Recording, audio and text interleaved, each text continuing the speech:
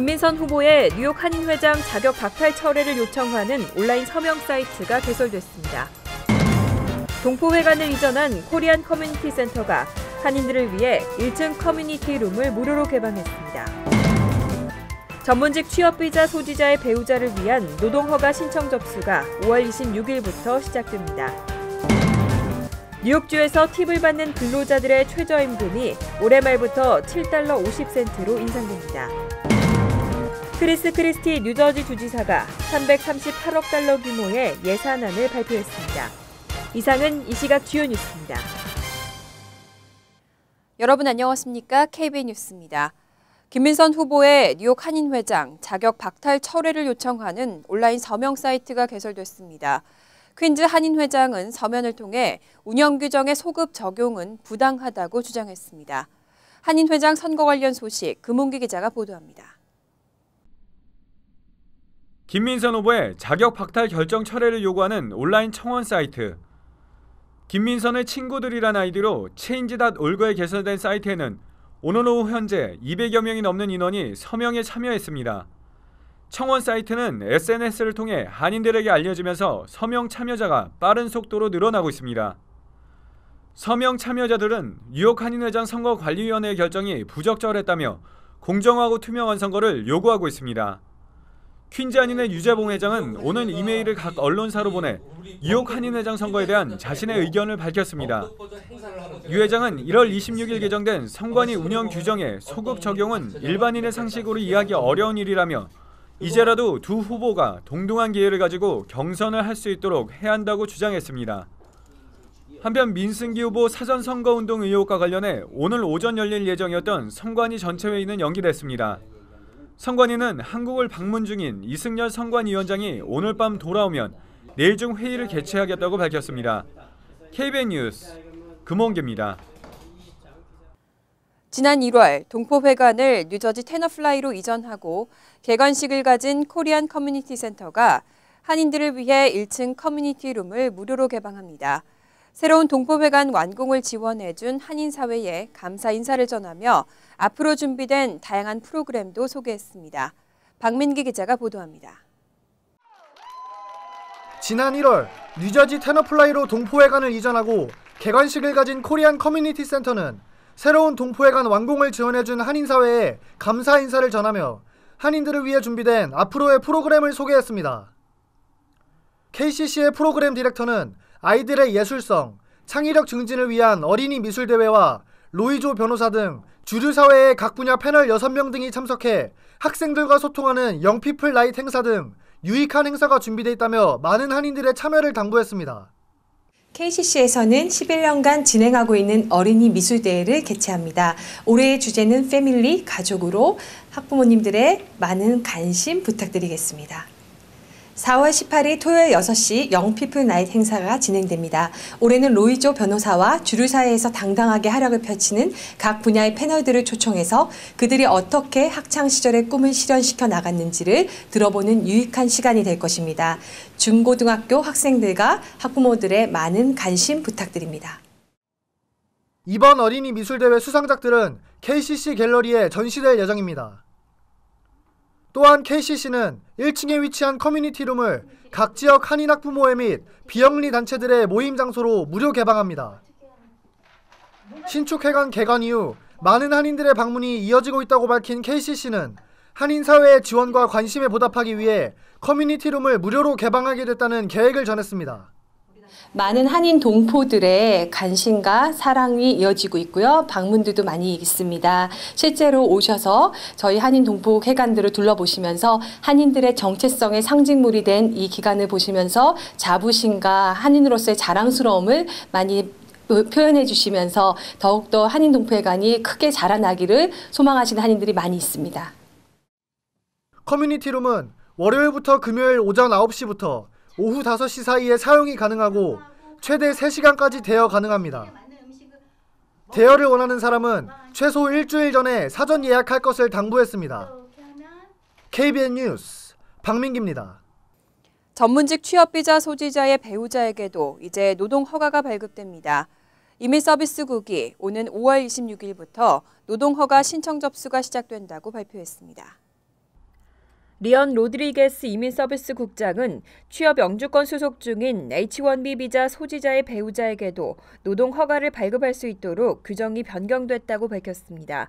이에 노동 허가 신청 접수가 오는 5월 26일부터 시작된다고 발표했습니다. H-4 비자 소지자가 노동 허가를 신청하기 위해서는 배우자인 H-1B 비자 소지자가 취업 영주권 수속을 진행 중이어야 합니다.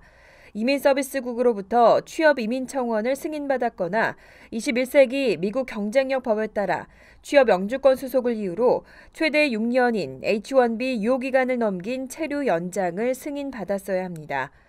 이민서비스국은 이번 규정 변경에 따라 노동허가 신청 자격을 갖춘 사람이 첫 해에만 17만 9,600명에 이른다며 그 이후로는 매년 5만 5천 명가량이 될 것으로 추산했습니다. 한편 이민서비스국은 5월 26일 전에는 신청서를 접수하지 않는다며 규정 변경을 틈탄 사기 피해를 주의하라고 특별히 당부했습니다. 뉴욕주에서 팁을 받는 근로자들의 최저임금은 현행 시간당 $5입니다. 일반 노동자보다 훨씬 낮은데요. 올해 말에는 $7 50센트로 인상됩니다. 앤드류 쿠오모 주지사가 내년에도 한 차례 더 인상할 계획이라고 밝혔습니다.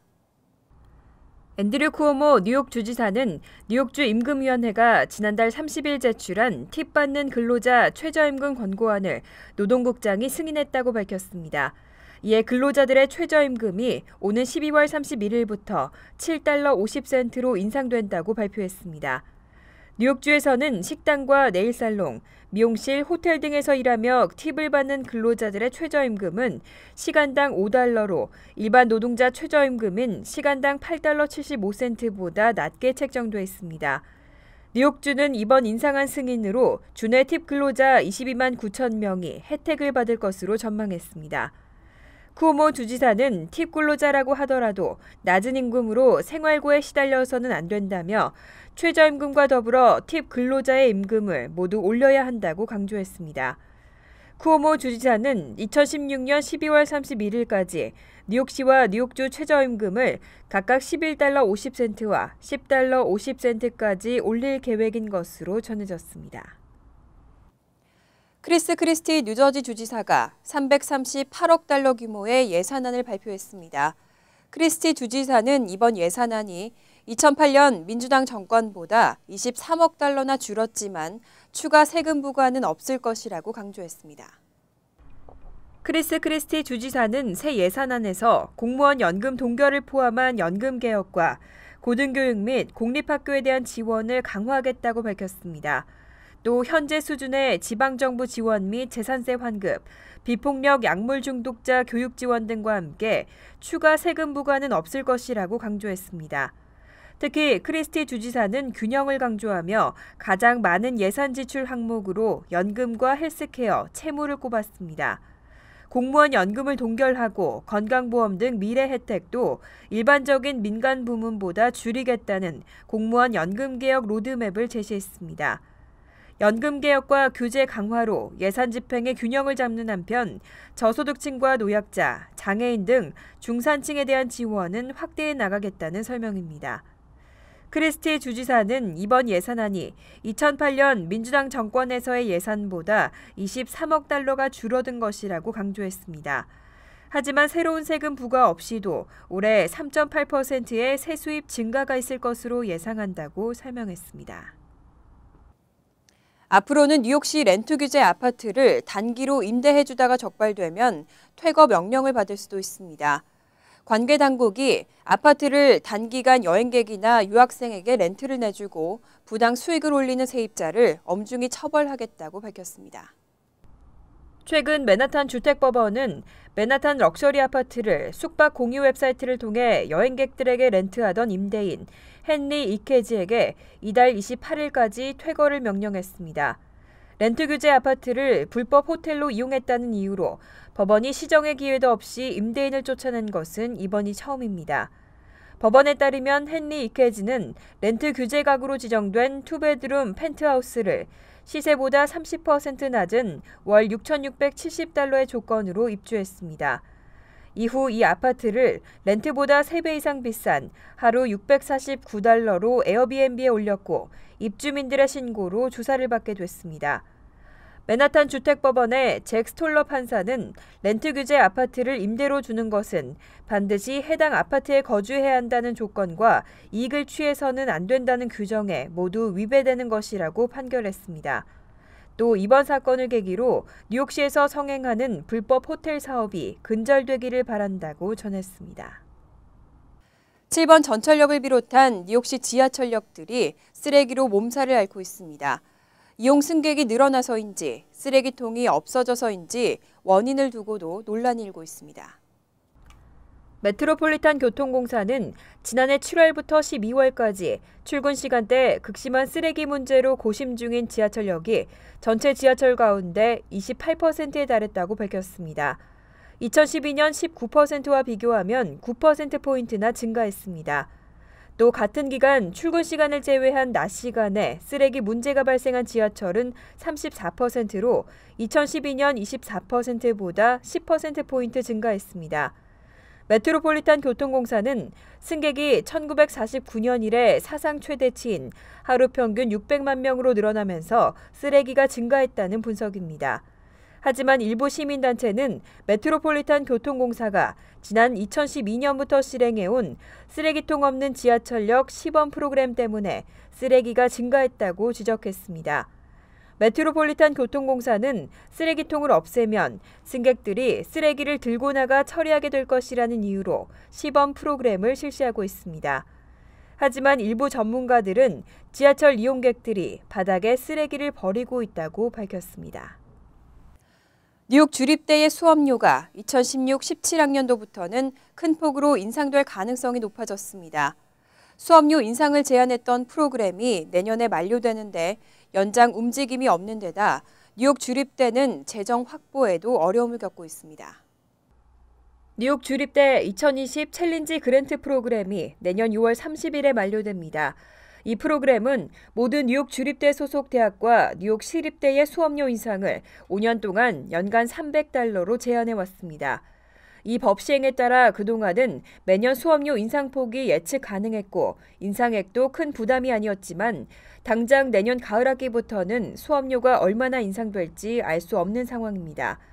최근 64곳의 뉴욕 주립대 캠퍼스의 각 학생 단체들은 잇따라 법을 연장할 것을 촉구하는 결의안을 채택했습니다.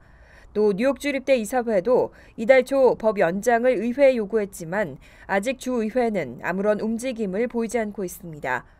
한편 뉴욕 주립대 이사회는 지난해 11월 주정부 지원금의 17.5% 인상을 요청했지만 주지사 행정 예산안에는 불과 1.7% 인상만 반영되면서 재정 확보에 어려움을 겪고 있습니다. 때문에 만약 법이 연장되지 않을 경우 수업료 대폭 인상으로 이어질 가능성이 높은 것으로 분석되고 있습니다.